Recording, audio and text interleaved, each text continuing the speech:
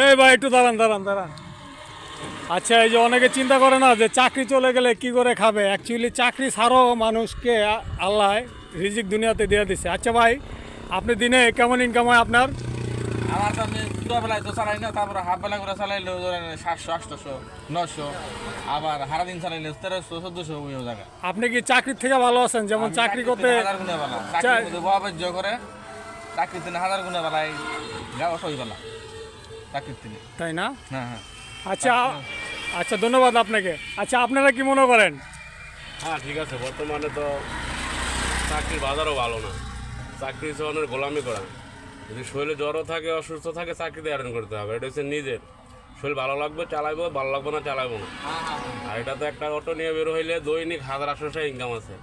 আর একটা চাকরিতে আমরা সারাদিন 16 ঘন্টা 14 ঘন্টা ডিউটি করে আমাদের হাজিরা হয় 500-600 টাকা। আর আমরা এক বেলায় কামায় 800-900-1000 টাকা।